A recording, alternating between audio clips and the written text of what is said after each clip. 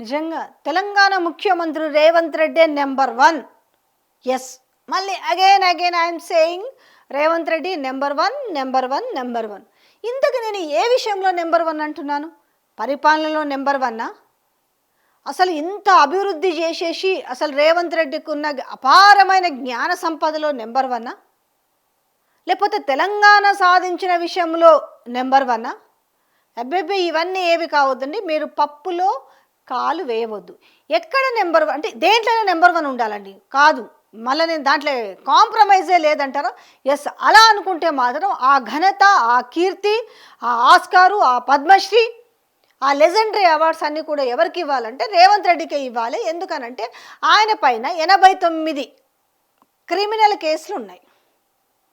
మరి ఉండాలి కదా. అంటే 10 మంది, అంటే ఈ కేసుల పరంగా దేశంలో ఒక 10 మంది ఎమ్మెల్యేల లిస్టు బయట పెట్టింది ఏడీఆర్. దాంట్లో వాళ్ళు బయట పెట్టకున్నా కూడా జనరల్గా చూస్తే అంటే వాళ్ళు కొంచెం నిశితంగా పరిశీలించారు. అంటే రేవంత్ రెడ్డి అఫిడవిట్ చాలామంది చూసారు. అలా పెద్ద ఆశ్చర్యపోవాల్సిన అవసరం లేదు. రేవంత్ రెడ్డి అఫిడవిట్లో ఉన్న కేసులు చూసుకుంటేనే అంటే లిస్టు ఎవరో దీని గురించి కొత్తగా చెప్పాల్సిన పని లేకుండా నేను కూడా ఒక్కసారి మీకు చూపిస్తాను. ఇదిగోండి, ఇది రేవంత్ రెడ్డి అఫిడవిట్. దీంట్లో ఎవరిదో చూపించి ఎవరిదో కాదు, ఇందులో మీకు క్లియర్గా చూపిస్తున్నాను. ఇదిగో చూడండి, అనుముల రేవంత్ రెడ్డి. ఓకే,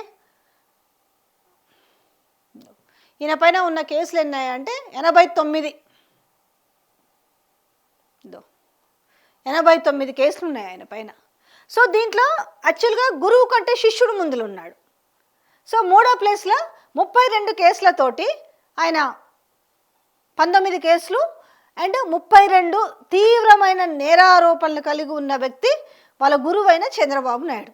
అంటే ఈ గురు శిష్యులలో ఘనత ఏదైనా ఉంటే వాళ్ళకే దక్కాలి తప్ప ఎవరికి దక్కకూడదు కదా. అంటే ఇవంతా కూడా కొంత రాష్ట్రాల ప్రజలకు తెలియకపోవచ్చు. నెంబర్ 1లో రేవంత్ రెడ్డి ఉన్నాడు, నెంబర్ 2లో స్టాలిన్ ఉన్నాడు, నెంబర్ 3లో చంద్రబాబు నాయుడు ఉన్నాడు. ఏ విషయంలో? క్రిమినల్ కేసుల విషయంలో. మీకు చూపించిన కదా సాక్ష్యాలతో ఎవరు ముందరున్నాయంటే గురు శిష్యులు అయితే ముందరున్నారు.